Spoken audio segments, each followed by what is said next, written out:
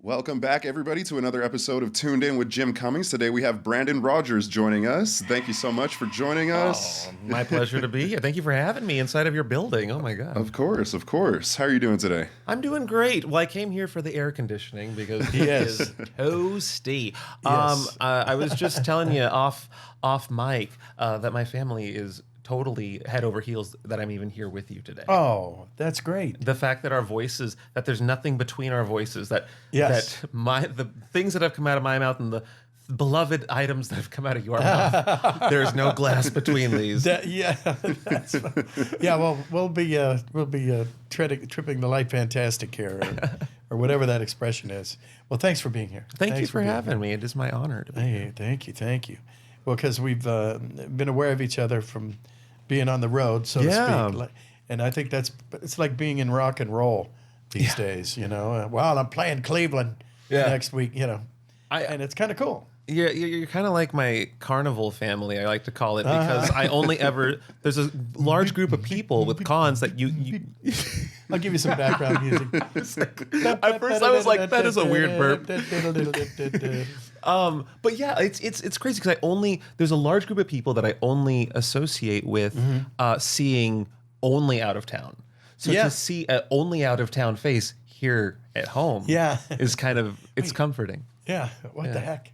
Oh, I'm glad comforting is the word you used. It was like I wanted to hold up a crucifix and very cool. My skin isn't burning, so I think we're good. Yeah, that's good. Well, speaking of your skin burning, Yes. You've got a couple of interesting animated projects out there, ladies and gentlemen. I was like, where's the segueing? Oh yeah, well yeah. Where could that possibly be headed? Well, I play quite a devilish little guy. Yeah, you do. It's a hell-based show, Helluva Boss, and then its sister show, Has Been Hotel, and I'm lucky enough to be in both of them. Yeah. It's And tearing it up in both of them. Oh, thank you. Just Thank you. eating the world up in both of them. Well, so good for you. That is a massive compliment coming from you because I'm a very new voice actor, and so. Oof. And it took me a long time to get over. I'm still sort of getting over. If I had any imposter syndrome walking through that door, it's gone now after you said that. Oh well, good. No, I think you're there. You're going to be part of the furniture. Oh my God, I would love to. I hope I'm a stool. Ba-dum-bum. I left my sticks in the car. Damn it. I was going down your roster. I did not realize last night. I was just watching clips from your movies, and I did not realize how you joke like, "Oh, I'm the voice you grew up with," but I didn't realize just how much of my childhood you were. How sick of me you were. How tired of hearing my butt you were. Oh my God, you made the Cheshire Cat so soothing to watch. That's you. Oh, That's you. Well, only recently. The one from the 40s was somebody else. But No, but your voice is, and I know the one. I know the difference because if he was here now, I'm pretty sure he's dead. Is he? Yeah, God rest Yeah, him. that would be that. Yeah, but it's I can hear I can hear notes of that Cheshire Cat, but I can also hear, just talking to you, notes of Pooh, and I could hear notes of who's the big one with the big chin? Well, there you go, buddy. Well, you must be a friend of the goof. Yeah. That's Pete. Pete. It's like I can that's good. subtly hear all, and maybe it's just because we're in person. Well, you've got a really good ear. But it's there. It's like little. If I really listen, it's the same with like Richard Horvitz. If you can kind of hear little fractions of him just in his speaking of all the different characters, and it is cool because I know so many of your characters, and to kind of hear them all summed up in a normal voice is a trip. Right next to me. Yeah. Well, thanks. I've always said I've had kind of a mid-range voice, so it's not too big a journey to go higher or lower because I'm kind of right in the middle. That's the way I've always thought about it. Yeah, well, it's I guess it is right in the just mid-range. But I mean that's why you probably have such a wide cavalcade of roles. Something like that. Plus a lot of inner turmoil. Inner turmoil really adds to the spice. It helps. It really does. It does. And speaking of Richard Horvitz, one of my favorite things I had when I first met him, one of the craziest things he said, "Well, I know you've heard me before, but you always thought I was a woman." And I said, "Oh, well, I don't know." He goes, "Oh, come on. Yes, you did." And I said, all right. You do sound like my Aunt Grace. All right. Are you happy? Are you happy? There. Aunt Grace. Oh, my gosh. Poor Aunt Grace. Yeah. Oh, Aunt Grace with the Richard Horvitz voice. Oh gosh. Damn. Well, yeah. It really did help getting in. Going into this. Because Blitz is a main character. He's the lead of a show, and he's my first ever voice role. Is that No so? kidding. It was very the creator of the show specifically wanted, I guess, my tone for this particular protagonist. So she was very familiar with who I was on the internet, and she said, "Okay, Sure. And I don't know if any of us really knew the show was going to take off. She just wanted me to be the center voice of this pilot that I guess she was going to pitch, or was just supposed to be a proof of concept of a different show. And it took off, and all of a sudden I found myself in like a union production with co-stars like Richard Horvitz and Erica Lindbeck and people that are very successful in this industry. And so to be among them as the lead character, there were many, many months, if not years, where I had a very tense, like imposter syndrome Really? around my neck the whole time. Gosh. It was. I mean, I didn't let it affect the performance, but No, you didn't. I mean, it affected just how I saw myself and how I saw how I existed in this world around me. That I was very, you better be. It's like almost like. It's a lot of pressure to be grateful and to make sure you're doing the right thing with this role, that you're not squandering this role that other, Wow. So after a while, and when I saw the show, once I saw it cut and animated, I really understood the character. I go, oh, okay, she's going for this, especially with how she animates him. I was getting more of the physicality of him and why she chose my voice. But then having Richard, who vocal directs the show, he's just so selfless in the way that he works with people. He makes you. He like builds you up. It's all positive reinforcement. Yeah, well, And, he's been around. Yeah, You- and you know. and to have someone like him, who I also grew up watching on TV and in films, kind of be this reassuring voice behind the glass of like telling me what he liked about it, and also if he would let me improvise. If I improvised something, he would go, "Oh yeah," and then he would feed me back a version of my variant, like polishing that version. Okay. And so then once I knew he trusted me with. Just inherently with the material, the performance, he trusted me with my improv. It really made me kind of loosen up and kind of go, okay, this is a safe space in here for me to explore this character. Well, you're just killing it. You're doing. Yeah, it. you did a fantastic job. I'm Thank you really, very much. I'm Really, surprised yeah. that was your first Don't- voice acting. Yeah. I put a lot of, I really studied those lines and rehearsed them in the car. I remember saying, even my first song on the series, I would sing that for days. I was singing those lyrics over and over. It's because you don't want to.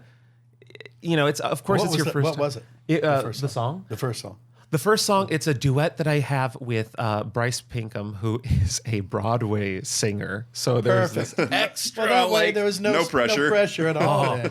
I can like get myself to that nervousness just thinking about it. Like I get worked Yeah. up. I remember my heart pounding in the car, and I'm cranking up the volume because they sent me the demo track. Which Sam Haft, who composes a lot of these songs, he's also a brilliant singer. So I'm hearing his demo track and singing along to it and trying to really get my notes to match. And also he writes very fast lyrics for me. It's almost like Eminem fast. Oh. And so Perfect. No pressure that way. no pressure. It was. I remember it being a very rough first half of that session, just getting myself there because I wasn't used to singing. I wasn't even really used to voice acting still at the time, and so now I'm having to voice sing, which is different. And I had a really bad habit, by the way. The whole first season of the show, I would always go like this with the and talk Sure. in different directions. Yeah, Right. It's like Sound of Music. Yeah. With the thing in her brassiere or whatever. And so I was in the bush. I What forget was where in they your hid it. brassiere? It was in a mic. I forget where they put the mic. They stuffed it somewhere. Okay, somewhere. Anyway, I've only had 2 roles, at least that I could talk about, voice acting that are out there, and so I can't wait to get to a point one day where I'm able to be, I see people like you and Tara and Gray at these conventions with like this whole roster of characters, and it is cool now seeing, I can work toward this, like I can have. And that was never on the table for me before this role because I never considered myself I never thought I would ever be a voice actor. And so now I get to see what that's like through the eyes of, Richard and everyone he's worked with for so long. I get to see what that road looks like. And it is much more lucrative and fun than the route of YouTube. Oh, I would think, yeah. But you've been doing YouTube for a while. For a long time, since I was in high school. I remember I made the YouTube account that I still upload videos on today. I made that in my high school library. Wow. And that was No kidding. Yeah, I'm 36 You now. were at school. Yeah. Jeez. What year was that? It was 2006. So that I was like a senior. right when YouTube started. Yeah, I was about a year old. Technically, they started in 2005, but yeah, I remember thinking, because at the time I would make videos on like VHS, camcorders. Oh, wow. And we would once a week we would screen them in a classroom. A teacher would let us gather in a classroom at lunch, and we would just spend the hour, watching whatever it was that we made. And there was a real satisfaction to like whatever you put on camera can go in front of people. Like it goes on the screen, whatever we capture in this little tiny device. Yeah. And we were making movies in like a field somewhere, like we were on another planet. It was just like a way to be to hang out with your friends. It was a really satisfying way to hang with people. And B, it was really cathartic to sort of express yourself and play different characters and then put them in front, knowing that every Friday at lunch we were all going to watch this. You could do it, yeah. And we had to That's edit in cool. the camera at the time. So if you messed up a take, you had to rewind, film it again. So you were editing it as we shot. Yeah, I did that with my home movies, so I understand completely. And there was kind of a fun satisfaction to that, because you knew you were working with the final cut. Whatever was in there was like, that's what they're going to see. Yeah. So I liked that. And then, so anyway, so YouTube, comes out 2005, and I'm like, there's a way to share this with anyone in the world. Everyone in the world. Everyone in the world. I mean, I felt like it was blowing my mind more than other people. And I remember looking around going like, why is no one really everyone was still excited about MySpace more than YouTube. And I was like, why is no one getting the fact that we can upload videos? And granted, very low resolution. And I think you weren't allowed to upload anything more than 10 minutes, which, that's still a good chunk of time, but it was very restricted. Still, like we would, it was. Yeah, you get out there and do something in 10 minutes. That's for sure. Yeah, and that was about comedy acts don't go that long. Right, exactly. So it was still, it was still a lot of possibilities with a 10-minute low resolution video. And so, that's how it was a no-brainer. As soon as YouTube came out, I just immediately, I started making videos for that. Yeah, they made medium. it for you. Yeah, in high school, they offered an elective that year. It was my senior year, and video editing was an elective, and they taught us on like the newest technology. So at the time, it was like iMovie was like the cutting edge. Like it was a very new software. And so they taught us on that. And I remember falling in love with editing because I had never learned to edit before. And I remember thinking, this is so easy. And then you just plug the camera into the computer. The footage is on the computer. You could just cut and splice. And granted, back then you had to import in real time. So whatever you shot, if it was an hour, it would take an hour to import. Oh, well. So that was kind of a pain in the ass. But but at least you didn't have to edit it in the camera. And so anyway, this is a very roundabout way of saying that that's ultimately how I started doing YouTube. Was I just took that editing class, made that YouTube account senior year, and then everything else in my life became a planet orbiting around that. That was sort of the pinnacle of it. Even like my job, my school, everything was second priority to just me expressing myself in the internet.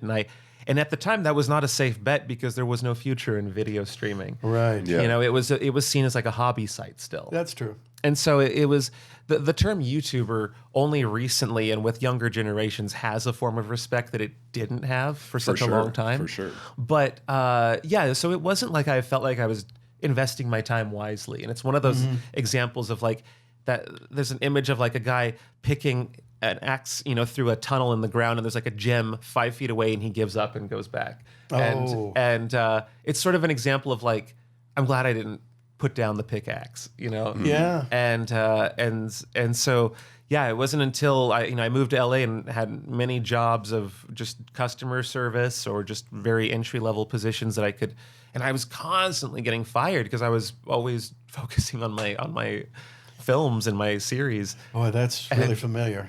Do you have something similar like that? No, yeah. Well, in New Orleans, when I moved there when I was a kid, I say a kid, I just turned 19, but I wanted to be a band, being a singer, but blah, blah, blah. And I would have, I changed, what was it, Firestone? I think it might have been Firestone. I fixed flat tires for a while. But we have a gig where? So we can't go to, I can't come in Friday.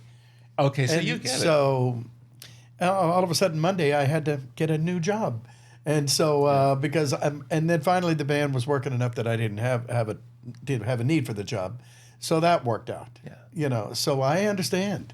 Yeah, it's and not a lot of people do. You know, especially back then, it was no one under. You know, Yeah. Even my own friends were like, "All right, have fun editing. I'm gonna go study." Yeah. Like Yeah. It did feel like I'm I going was to do something that I can actually use in the world. and I mean, that was because at that tangible time- because right. YouTube wasn't really tangible. It wasn't That's right. paying. It Yeah. wasn't something that you could So like. much for that, huh? Yeah, well, I know it's the whole world's changed, and if only I knew it was going to change in my favor, I probably would have done it even more aggressively. Sure. And, but no, I'm happy the way that it panned out, you know. Oh, and, yeah. and a lot of people get famous for doing, you know, once the internet became, you know, sort of this shouting contest, anyone could, you know, it was just I want to do anything to get famous, and sometimes people.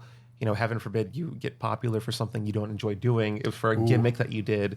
So I was always, there was a long time where I was trying to do vlogging where you just, you know, map out your whole life for the whole world to see, or trying to do like prank videos. I was trying to do. Oh gosh, vlogging, yeah. And I'm just so glad that ultimately what really stuck, what the fans really responded to the most was what I love doing the most. And that's, you know, storytelling. That's creating these characters and telling stories through these characters that I, you know, wrote for myself to play, and it's, yeah, it's anyway, it's a very satisfying line of work, but I did not think it was going to be possible. Well, I think, you know, I've got my kids, my nieces, nephews, whatever, you know, and I always tell them, you know, well, if you want to be an attorney, you want to be a doctor, that's great, but you know, make sure you do something that you would do all day long for free, and do it so damn well that somebody will pay you, and that to me is the ultimate, not revenge, but that's the ultimate career. You know, I mean, if you would do it all day long for free and you do it so well somebody pays you, Right. great. Ding, ding, ding. That's the brass ring. I agree. If I, you know, 20 years ago, I would have said that's impossible, or like, oh, that sounds nice, but it really is. Yeah. I mean, and also technology has been your friend. Technology has been right there on my side, but I've been around now long enough since that point of view that I had to see how everyone else my age has done, and it really, if there's one thing I've learned, is just if you're persistent, you're good at something, eventually someone's going to pay you for it. All of my friends who just stuck with it because they liked it are now doing it very successfully now. Yeah. You know, and I'm very proud that a lot of people I went to college with, that I grew up with, you know, moved to LA eventually and just stuck with their dreams. And I think what united us in high school and college was that we were so obsessed with what we loved. And those same people are here in LA doing it for like Netflix and Amazon. And, you know, it's like, so That's wonderful. So anyway, yeah, I do believe that if you are, like you said, if you are good at something, you know, and you just do it long enough, eventually, you know, someone's going to pay you for it. And I just think that persistence, like I said, that pickaxe thing, it's just, Oh yeah. you never know when it's going to happen, but eventually it does. Yes, you know? it does. But yeah, and I never thought I'd be sitting here next to you on this show. So, I mean, I think about that with any of my cast, with the Helluva, you know, Richard Horvitz. It's just so surreal. Yeah. That I'm even meeting you people, because for so long y'all were mythical creatures in my mind. Yeah. There was like, oh, they exist in a that's different very universe. Kind of you. Yeah, I understand that because you know, I worked with Don Messick, who was the king of Hanna-Barbera, and just any number of people, you know, June Foray, Rocky and Bullwinkle, and all these people, and they were still around when I first started my career, and I just thought it was like, wait a minute, this is crazy, you know, because a year or two before I was working in a steel mill, so you know, this is better. I'm going to do this now, so I'm with you. Oh wow, that is. I'm with you. That's, and I like that I just have to say that this is us getting to know each other for real. I see you all the time at conventions, but it's nothing more than just like the person I'm like getting coffee next to at the, you know, sure. like, or at the table that I walk That's by. true, yeah. And so it is kind of cool to get to know you just right here, actually, on the podcast. Yeah. I have to ask, I always wondered about Disney voice actors, especially the really like very well-known Disney voice actors. What is a day at Disneyland like for you, and how often do you go? Ooh, Disneyland, Disney. Or I guess it's any quite Disney nice. theme park. It's very nice. Yeah. Yeah. Well, Chris will tell you. You know, we've been any number of times together with family events, and it's interesting because some people you can tell that. I'm pretty sure there is a rule at Disney. If you work at Disney, and you recognize, I mean, just pick somebody like. I don't know, George Clooney, somebody, comes in, not me, but, and you're not allowed to acknowledge them. Oh. I'm pretty sure. Yeah. It's like, hi, step right this way, and you can, because you can see, I have been able to see that people, when you're getting on a ride, right. And of course they'll give me a guide to bring me, they're very gracious in that regard, so you don't have to wait in all the lines. Right. Right. And we'll be walking by, and the people working at the ride are going, yeah, I imagine. And I just give them a little poo or a little ticker. Yeah. Well, stay sweetest, honey, or keep on bouncing, something. And they go, step this way. yeah. Yeah. So it's cool. They have to be cool. Yeah, they have. Oh, but you can't. I know what you mean. They can't hide that in the face. No. That's it's just so crazy. I'm sure you get this all the time, but just hearing that voice, such a voice I've heard so many times in person, You were sick of me and you didn't even know it. Sorry, I keep hitting your TV. I think. That's so. Is that so? In the ride, that's your voice in there? Oh yeah. So what? I mean, your first time going on that ride, was that your first time having your voice in a Disney ride? No. There was one prior to that. In fact, we were talking about it earlier. There was what was it? They were taking one away. There was, I think it was Pooh's Log Ride or Pooh's something, and they took it away. But they replaced it with a store, and then part of it, and then they cut that. Anyway, it was Ray's Berets. What the hell? Ray from the Firefly and Princess and the Frog. What he has to do with hats? I don't know. It just rhymes, so we'll do it. I think it just rhymes. And then the Princess and the Frog ride was right next door.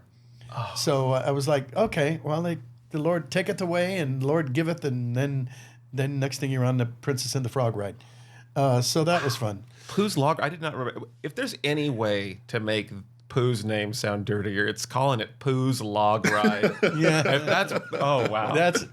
I could be wrong about the name of it. What am I? Yeah.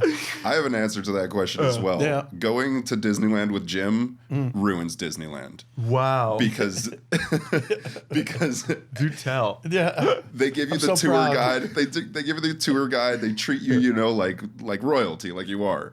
And then when you go by yourself, it's like, oh, I'm standing in line. It ruins it that way. It's like it's such a phenomenal treatment that like just going there ordinarily is just not even the same, and like they take us up into like Club 33, right? And, like all the For those, and actually we had one of them gave us we had something for Helluva Boss that was the tour. It was the guide thing, but I was only able to stay for a few hours. But I needed to see what this was, and I think for anyone who doesn't know, it's basically someone.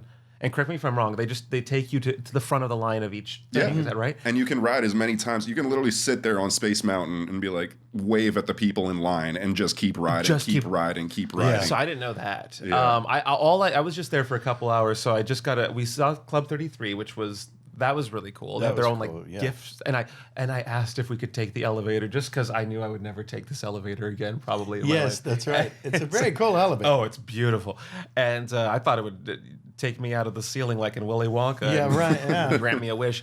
But no, and I wish. It sucks. I don't even remember where I had to go. I don't even remember where I had to be that day, and so I'm just like, I cut my day in half for something I can't remember. But yeah, it was quite an experience, and I didn't know that existed. I don't go to Disneyland very often, but I imagine if my next time, I think that was my last time there actually. So now if I go back, it'll probably be ruined for me. Well, that's what we're here for. That's what we're here for. Wow. So going on, I have to ask the Pooh ride, whatever it's. I know it's on the hunt, whatever it is now. Yeah. What was it? What was that like? Because your voice is all over that thing.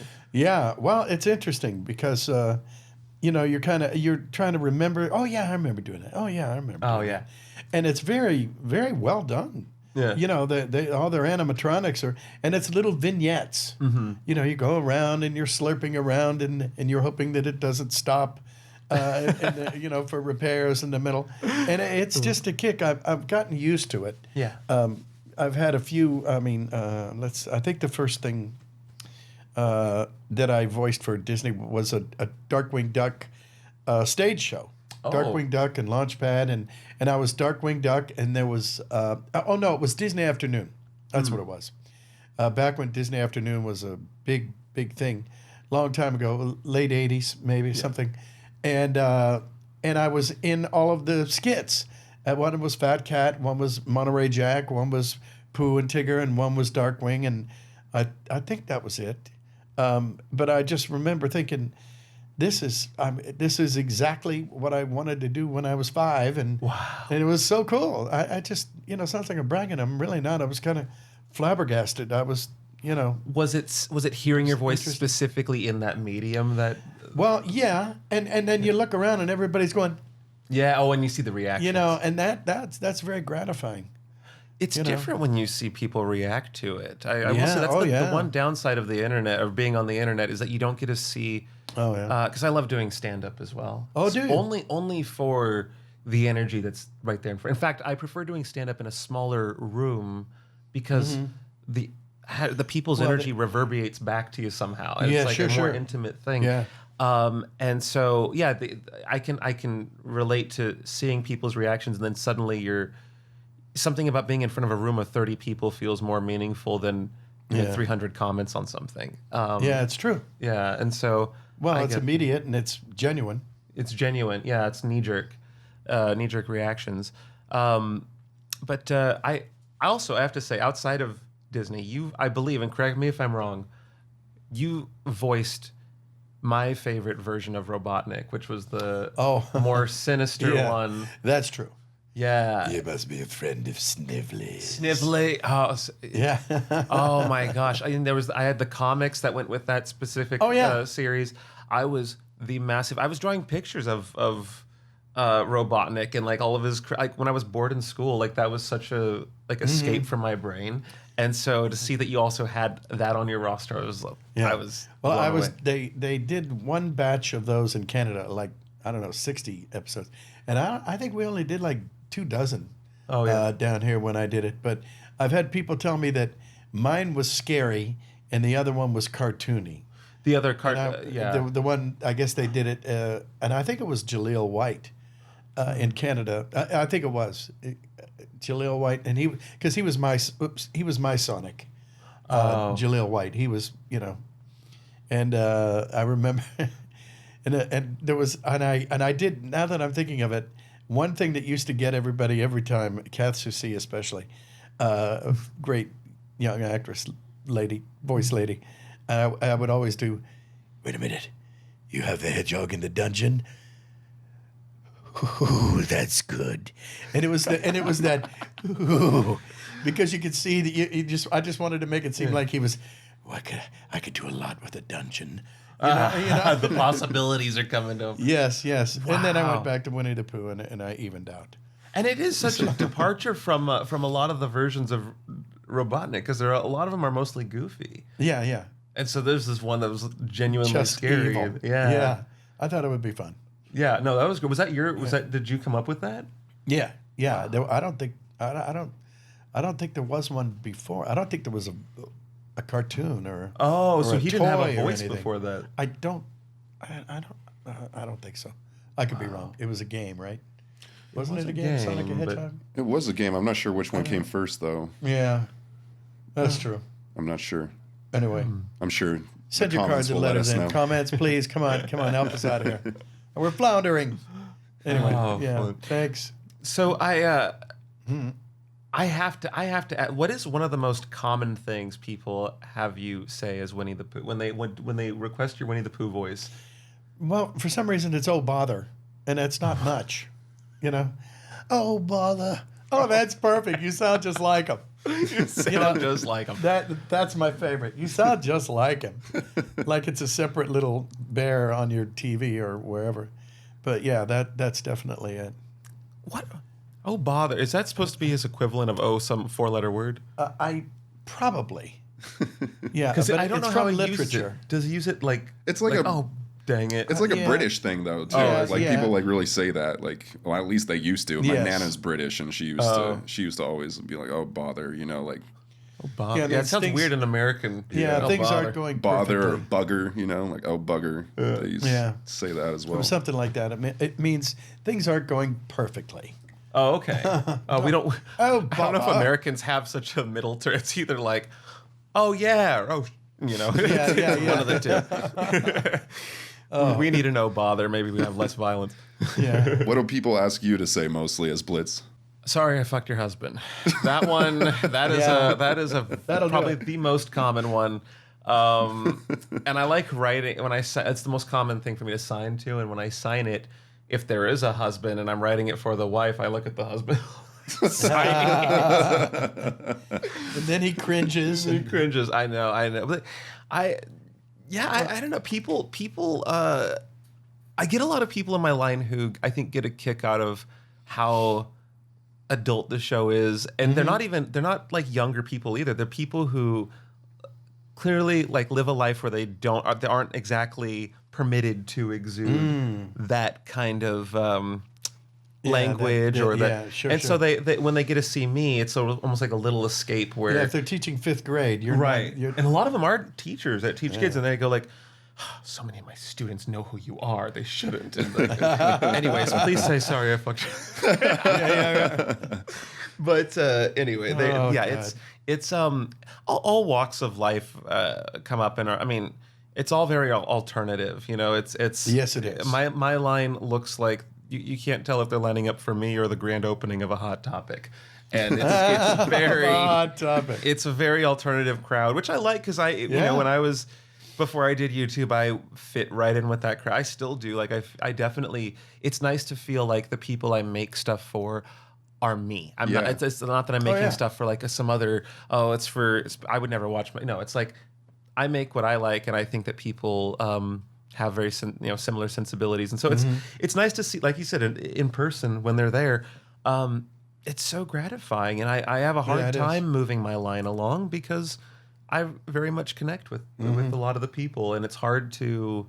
Okay, thank you. You know, it's really you do want to take your time with a lot of these people that understand you. And you write for the show as well. Yeah, for both. Yeah, for I write just for Helluva, so sorry, I'm like moving you around. No, you're good. The guy who helps me write my videos also writes for Has-Been in Helluva. Okay. So Has-Been has very similar flavors to my videos because the person who helps me write them writes. So there is a similarity there with tone. But Has-Been and Helluva are both, I mean, I don't know. Viv has such a specific career or history because I don't know anyone else who just their first big thing was 2 big things, you know, and like just created both shows and with such a specific flavor to it. You know, I'm very proud of her. I don't even know how I got on this tangent. What was the original question? No, but just asking about your writing. Yeah. Oh yeah. No, I love to, and the reason why I feel like I connect with the fans is because, you know, the writing is, I am very picky with the writing in my stuff. And I think that when people relate to that, they're relating to a very genuine part of my soul. You know, the conflicts that the characters go through and the different morals what the lessons learned from each film I do or series I make. That's all from here, and it's stuff that's close to my life. And so when people relate to that and they it's very genuine. It's genuine, and I feel like they get a large part of who I am, and even more so than a lot of my own family. You know, a lot of my family loves my work, but you know, I'm the only entertainer in my family. No one else works in entertainment, and so you say, yeah, I was just saying that sounds familiar. Yeah, we're good with truck drivers. Had a few steel mill people in there, and I was one of them.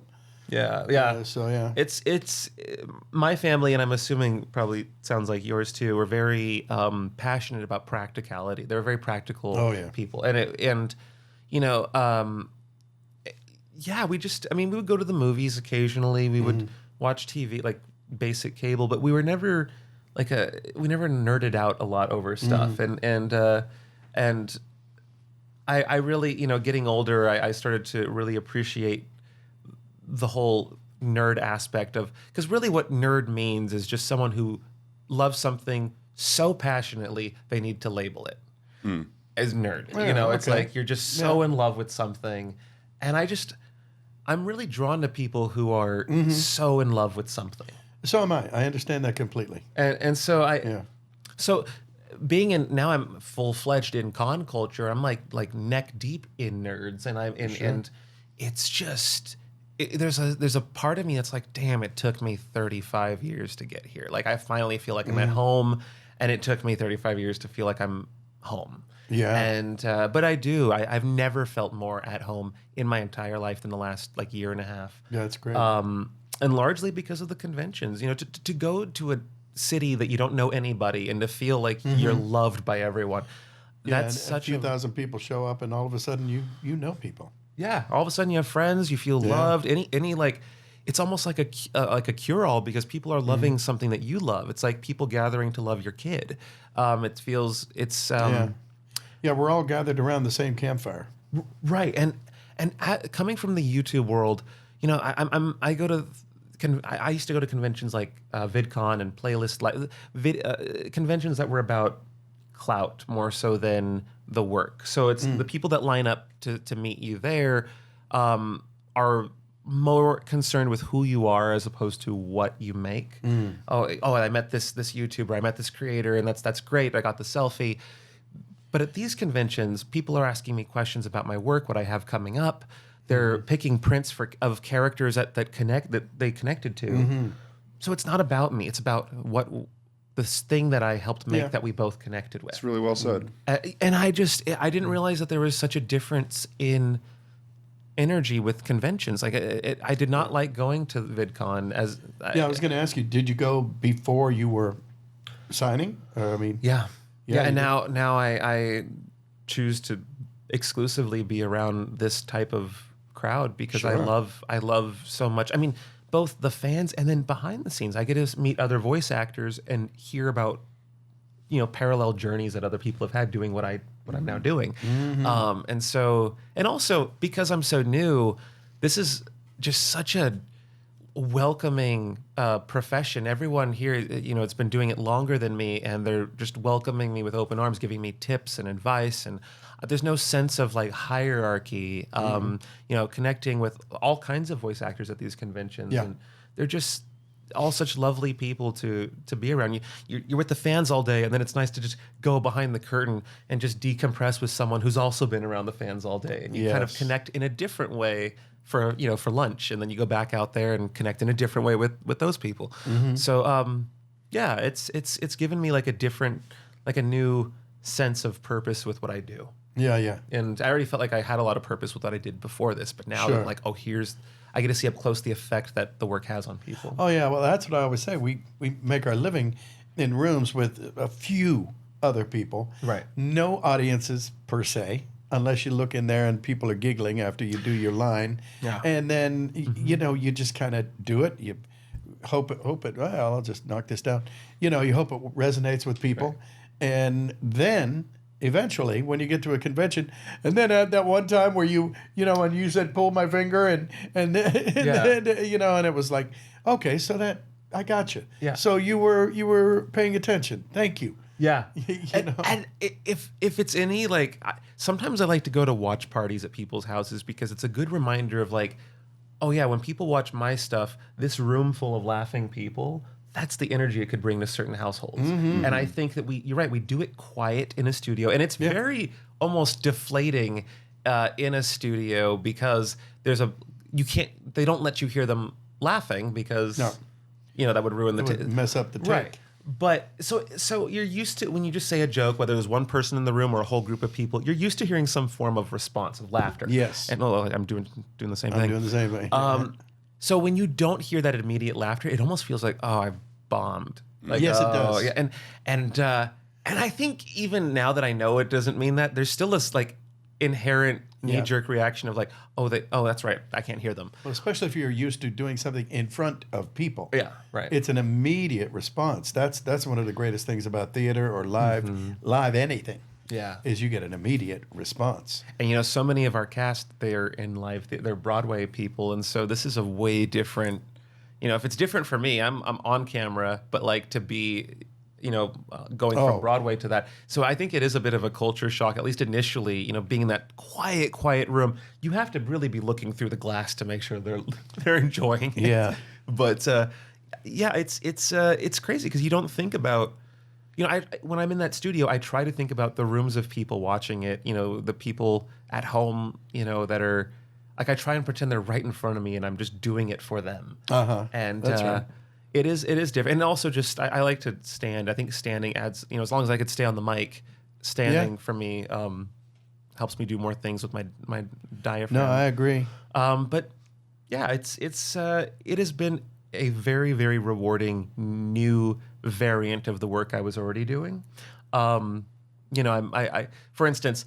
I'm now very cognizant of clothes that make noise and jewelry. Oh, God, yeah, that's so true. And I'm very cognizant of also just like my posture, just where I'm at with, mics and equipment. Yeah, well, plus it affects you.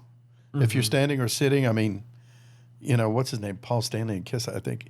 I remember he used to lay on the floor and they would drop a mic down at him. And I tried that to sing. And I tried doing that, and it's awful. He's out of his mind.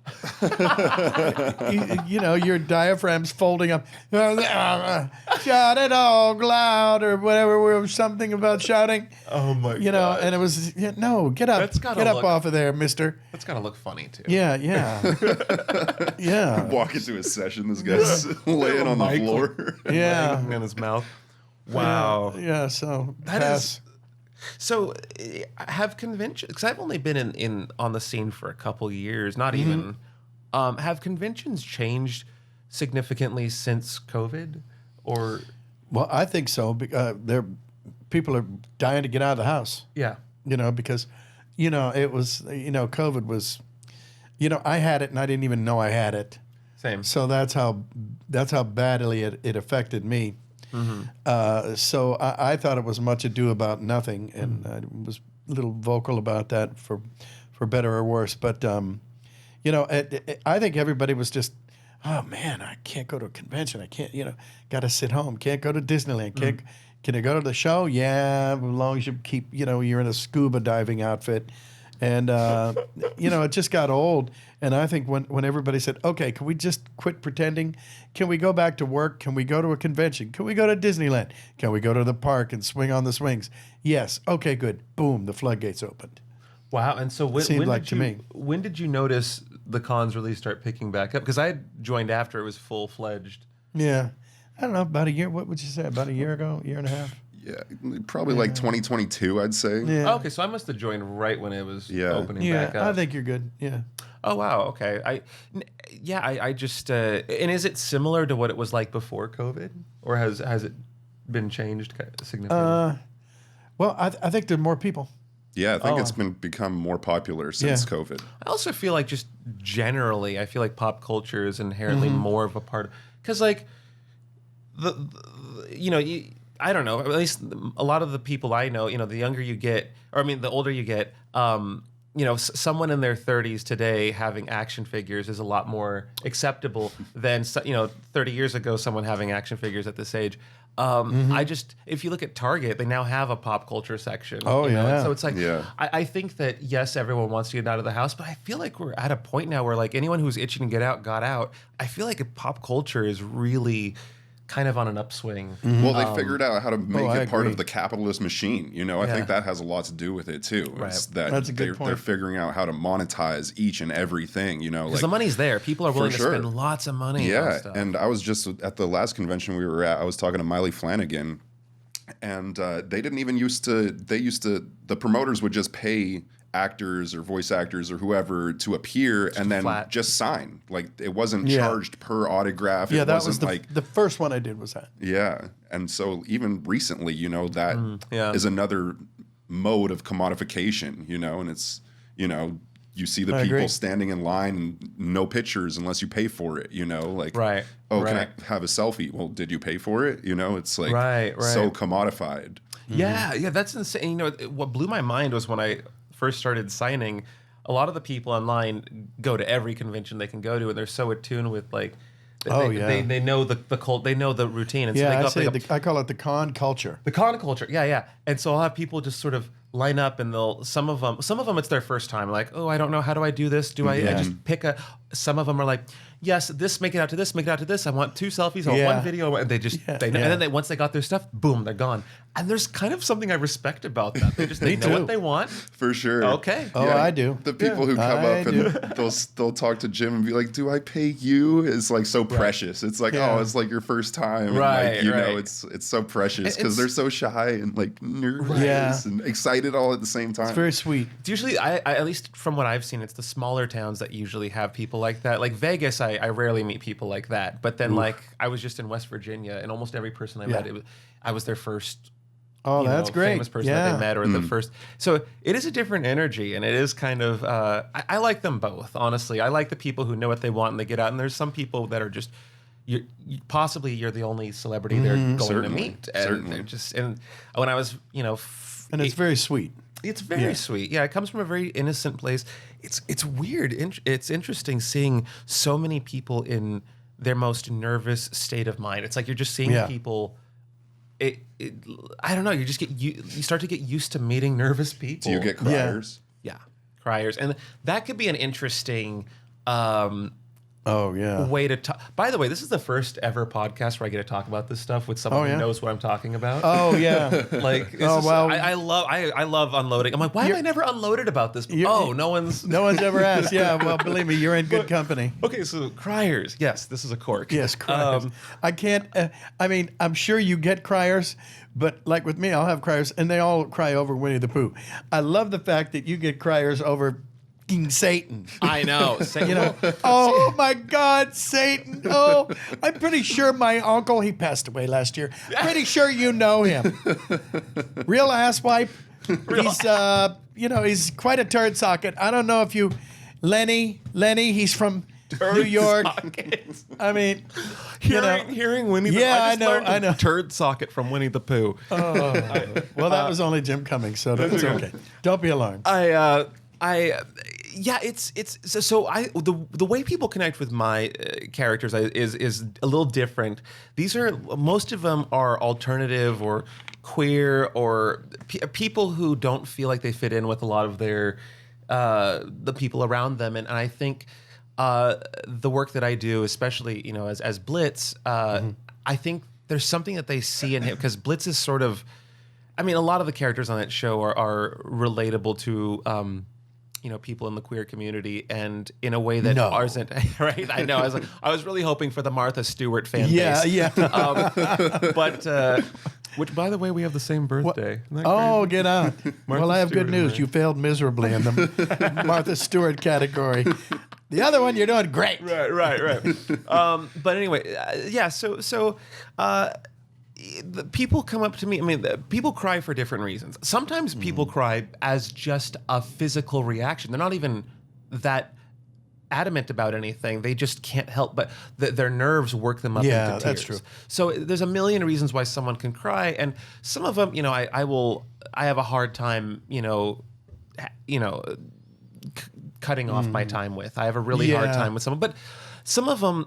Okay, so you have to understand. I think what people don't realize is that you're meeting humans constantly. You're one person after the other after the other, and they're all coming at you with 10 out of 10 energy. Whatever the energy is, if it's good, it's bad, if it's silly, if it's whatever, it's a full forced that energy. You're right. So when someone's crying, they're crying hard. When someone's laughing, they're laughing. Everything's so intense.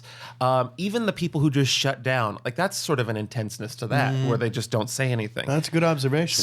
So for us to, as human beings, we inherently have to mirror the energy. Whether you're having dinner with one person or if you're in a room full of people, we kind of match energy as that's fair. species. So when they're at the table, we have to.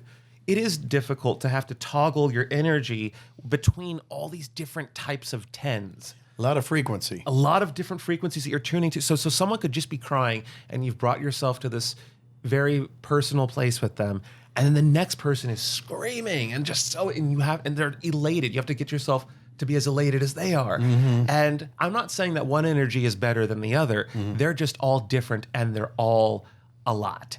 And so it can be tiring as a human being to do that for hours. And it's an odd discipline. It's an odd drain, discipline. But it's a bit of a drain because you don't want to Right. ruin, not be there for everyone. Right. And so I'm never out there unless I can be a silly version of my normal self. I'm never my normal self. I'm always like a little bit of a heightened version of myself, just so they can, just to make their day a little better. But if I can't put on that mask, if I'm like, because sometimes I will get to a point where I'm just like, I can't even muster like a smile right now. Yes, like sure. Your brain is just like throbbing, and you just need a second to just sit down, drink some water, and just take a few deep breaths, because it's just a lot of people, and I do my best to match everyone, but it is tough. Yeah. And again, you don't want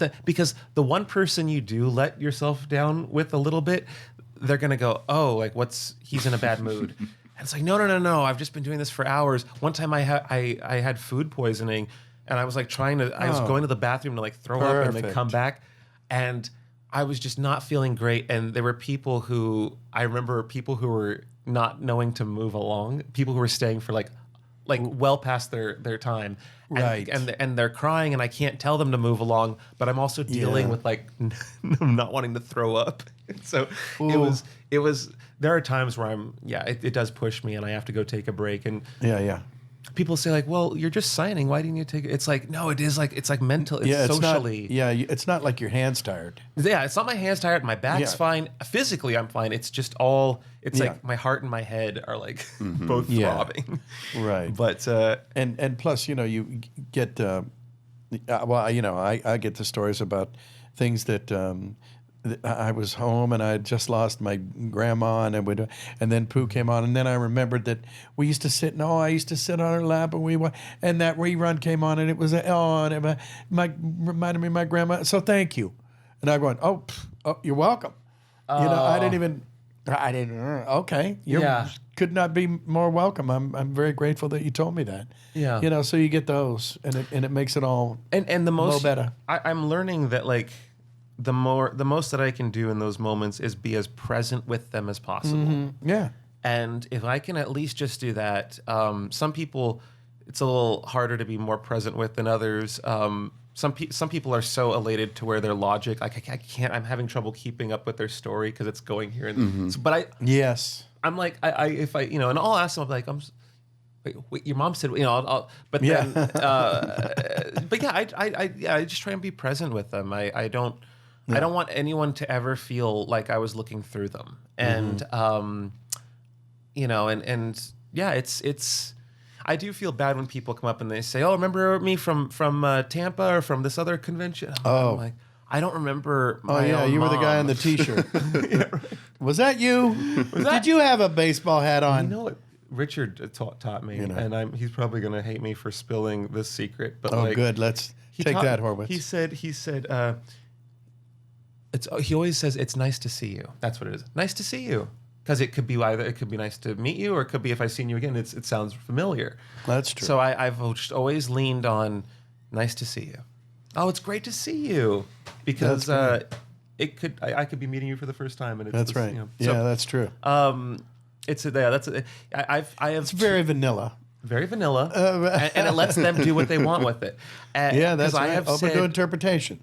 Exactly. I've said in the past, nice to meet you to many people, and they go, well, we've met before, actually. I'm like, ooh. Yeah, well, that's true. Yeah, and so I'm like, yep, I was testing you. Yeah. I'm glad you remember. Yeah. That reminds me of a story. I'm going to tell a story really quick because I love this story. I was at a friend's father's memorial service a couple years ago, and there was a bunch of my peers from high school. We all went to high school together. We all knew this guy. His name was Papa Joe. He like had the house that everybody partied at, you know. Oh boy. And we're standing around in a circle, and it was like I went to like a pretty small high school. Like there was only 100 kids in my graduating class. Oh wow. You know, so like everybody knew everybody. Right. And we're standing there sharing some stories and stuff, and this girl comes up, and she had a lot of work done since high school. A lot of work on her face. Which is interesting because Yeah. your high school wasn't that long ago. So Yeah, she no. was an overachiever. Yeah. And she comes up, and one of my friends goes, "Oh, hi, I'm Greg. Nice to meet you." And she looks at him. She's like, "Greg, it's Amy." Like, Ooh. like we definitely know each other. And he was like, "Oh my God, I am so sorry. Like I didn't recognize you." 100 jeez. student class. Yeah. Wow, that's well. You know what? I probably should have changed the names. Yeah. That wasn't a real name. Amy's real name. I mean, Gladys's real name. Right. And then he said, "Good to see your face cleared up." You know, because that's nice. You give him a compliment. See your face cleared up. You know, that's I didn't recognize you. All right, we have this whatever. game that we play on this show. So I'm going to explain it right this time. Oh, here we go. Jim will do one of his iconic voices. Okay. He'll say a line like, say, "Oh, bother," or, you know, one of his character voices. And then you'll imitate that same line with one of your characters. Okay. And then we'll go back and forth. All right. Are you game? I like that. I All like right. that. I was hoping for something like this. All right. Well, let's see. How about, I haven't done Hondo in a while. Yeah, Hondo. Onaka. He's my guy from Star Wars, Clone Wars, Rebels, and okay. okay. So he's a space pirate, and Space he's pirate. from a galaxy far, far away. To get that in there, Hunch. It's Yeah. just To get throwing the it out tagline. there. And let's see. Okay, he's a bit of a comment. Oh, so here we go. Okay. Oh, the stories I could tell, so many of them true. Okay. All right, I'll just blitz. Yeah. Oh, the stories I could tell, and so many of them true.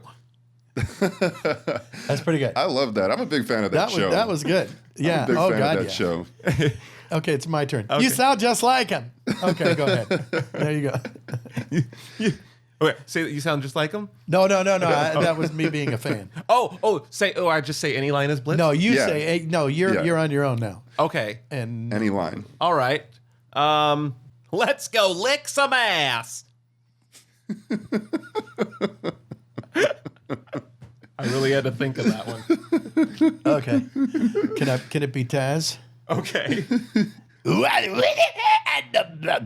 Ass.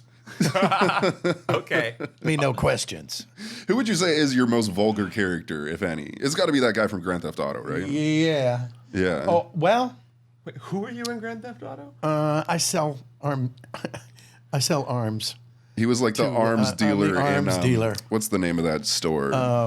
Is this the In 5. yeah? It's where you go. Yeah, it's where you go to buy ammunition to kill Ammunition. Yeah. Oh, He's you're the- people. Dude, That's that is- it. Ammunition. Yes. Right. Ammunition. Oh my God, I've killed you so many times. Really? Thinking that I could get the Yeah. but you're hard to kill because you can't bring a gun in the store. No. So you know what I do is I have to- prop the door open. You Oh. can prop the door open with an object. You park a car, park a bike or something. You prop the door open, and then you just stand outside. And you aim. And then you run in and steal all the. Yeah. Wow. But it's hard. It's hard because your gun. You have to be fully outside the door and find a way to keep the door open. You can kind of prop it open yourself, but it's hard to do. Anyway, Wow. I'm going to take your word on that one. Yeah. Wow. That is. They should have made him look like you. That would have Kids, been don't funny. try this at home. I wouldn't please. have. I wouldn't have killed him if he looked like you. I would have been like, oh, that guy's too sweet. You would have just thrown a grenade. I would have just the grenade. Well, you don't feel those. Yeah, that's right. Let's do Gets it over one with. more. Let's do. And I misunderstood the assignment, by the way. Okay, so It's fine. he'll say there's something. And then, editing. okay, cool. Yeah, we got it. Yeah, I think we did Who should? rather well. Who's another character? You got to do classic Pooh. I know we keep doing Pooh. Leave in the comments, by the way, who think of some voices for these voice swap games for Jim to do, because we're kind of in a pattern now. Yes. So drop a comment of what voices you want to hear. But how about we do Pooh and Katie Killjoy? Okay. Pooh and Katie Killjoy. Okay. Let's see. Would you please pass the honey? I'm gonna need you to pass that honey. I'm gonna need you to. And then let's just do vice versa. Do one of Katie Killjoy's. Okay. Breaking the news and breaking those bus sizes. Okay. Jeez, I don't know who should respond to that. Break into news and break in those bus passes. See, Disney. See, not bad, right? Not bad, Disney. How am I doing? Not bad. That's pretty good. They're applauding your improv skills. Yeah, they are. Yeah. And I'm applauding the fact that you didn't make me cuss too badly. Hey, I'm surprised. Yeah, restraint is. I'm surprised what I that do. universe allowed us to be like in this proximity for this long. Life is good, ladies and gentlemen. Can we hear it? Yes. Do you have anything coming up that you want to plug? Anything Do like I have that? anything? I don't think so. I just I'm doing a show. By now I think all of the episodes are streaming. It's a show called Class Acts. It's kind of like The Office meets Helluva Boss. It's written by the same people. Oh, so it'll be properly demented. Properly Demented. It's a show about an acting class in LA, and I play an acting teacher. Oh, that's great. So yeah, it's a lot of fun. That's a great idea. I mean, anything goes. Yeah. I mean, it's a very flexible show. You can have a lot of different shenanigans, and I've taken a bajillion acting classes, so I felt like I knew the source material well. Oh, that's great. That's a great idea. Yeah, That's a you're gonna great have to premise. check that out. Class Thank Acts. you. Class Acts, and it's 8 episodes. Yeah. All right. What's it streaming? break a on? lip. Just YouTube. YouTube? It's just Break a lip, brother. Thank you very much. You as That's well. nice. All right. Let's hear it, ladies and gentlemen. Brandon Rogers, everybody. The crowd went mild. Right? That's what I always say. But that was for me, not you. Oh, okay. All right. Well, Take thank us you so home, much for brother. being here. Thank you. And thank you guys all for watching. That was another episode of Tuned In with Jim Cummings. Don't forget to like and subscribe. We are closing in so close to 100,000 subscribers on YouTube, which is just awesome. Thank you for all the support. We really appreciate it.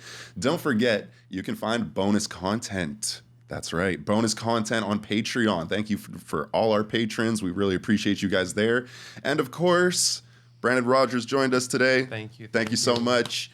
And we'll see you in the next one. And of course, almost forgot, you can find this podcast anywhere you listen to podcasts, and especially YouTube. We love you guys. We'll see you in the next one. Kaboom. Thanks. That was a lot of fun. You're going to have to come on again. You got a lot to say. Oh, thank you. Yeah, that was a fun talk.